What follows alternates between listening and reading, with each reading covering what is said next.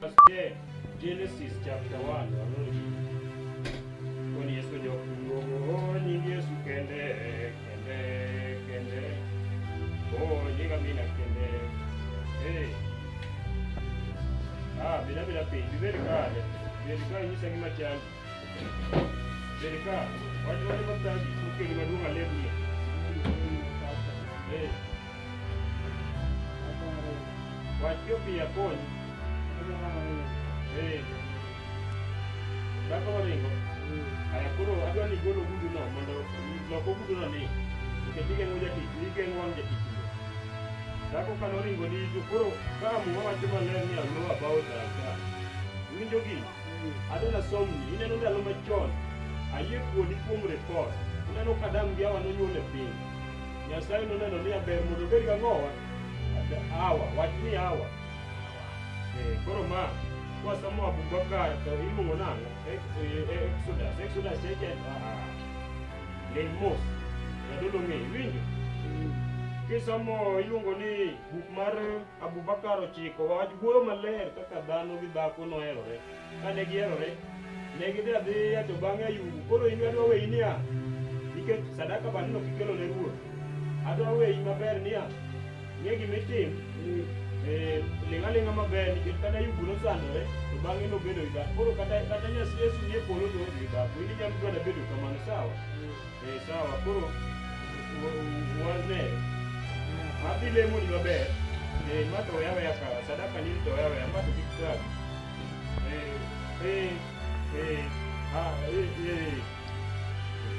ndo yawa jomoko bende ng'ato yawa kata obedo ni wan gi pasta ni wan yawa ma pesa prariyo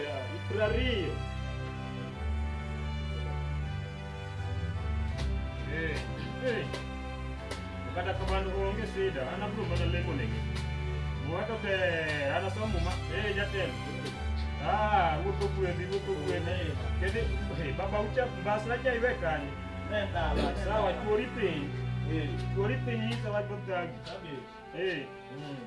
koro pim na machandi aneno kitiyo ne ruoth maber kata obedo ni ok ikete agola mikeche but itiyo ne ruoth maber aya wach Odagi we wach pesa bwana ma ikelo ne ruoth wach gima Odagi akon idwa ni chak dhi e kanisa ang'o machandi wach kanisa wachi piyo somo muma aya adwa puonji iluwo bang'a sawa muma mane nyaka ni chak dhi kama mautin gi mamau niwinjo kama mawuoyo wach mane sana eri muma wachi piyo ayie kodi baba uing'eno siepna maber to kendo mama wing'eni wasomogo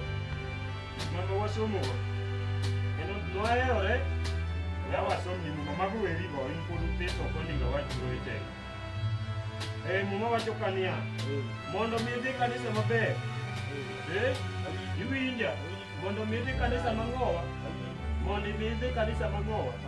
maber nyaka iluor mamau kasi iluor jadongo aila wan kama ineno koro gima dwa koni bed kikelo sadaka sawa next time item ikelne kata ruoth sadaka mar 100 ibiro dok idhi sadaka idhi kanisa maber ibiro dok piyo ibedo jakwa sani itiyo ne ruoth maber ikelo 1,000 kadhi mbele ibedo ang'owa jakwath machiegni kendo inagwedhi ruoth ogwedhi inde adhiya gi kwe ruoth ogwedhi sawa jatelo tema tek itine ruoth ibiro chako dhi kanisa chakre next week haya ber sana dhi kanisa alemoni kendo mar arigito nyathino ber mang'eny alemoni wanere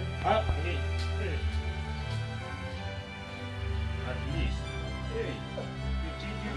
tijni to tek ni ng'ato biro ni dhako ng'ato biro ni dhi kanisa ng'ato kelo na 20 kuro ere ng'alemne alemne ng'ata wenga ng'ani okelo kas ni pesa maduong' maber ng'ato kelo 20 to ng'ani manigi sida matin ni kanisa kende moko dhi To ng'ani tiyudo ni ng'ani dhako weye. Ento kendo dhako med mana weye. Dhako med mana weye. Dhako med mana weye.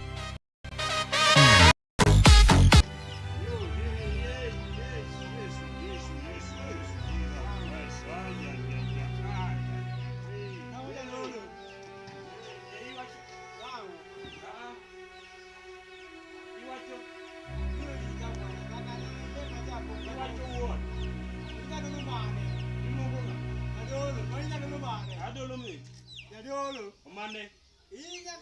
Miya dakika achiel, sori gi kocha mondi. Mokwongo isechwanya mang'eny. We aket muma piny mondi. Koro iluongo.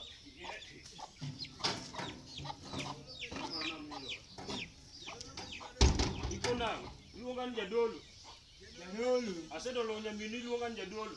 Nyingi Jadolo, jidalo ile mwana. Lali tamu ile nyingi Jadolo. Kik wachwanyre. Iwinjo wuoyi matin. Kik wachwanyre. Onge Jadolo bwana. Kik wachwanyre miwinji, kik wachwanyre. Jadolo. Jadolo asedolo Meru iluonga ni Jadolo. Adolo ga Meru. Oma kik wachwanyre mineno ni. Wabro chwanyre Jadolo. Kik wachwanyre. Mokwongo kata sadaka mokikele kanisa.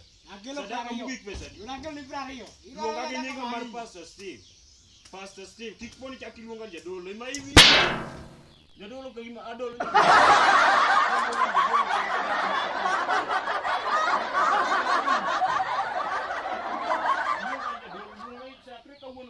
Ng'ato luonga ni Jadolo.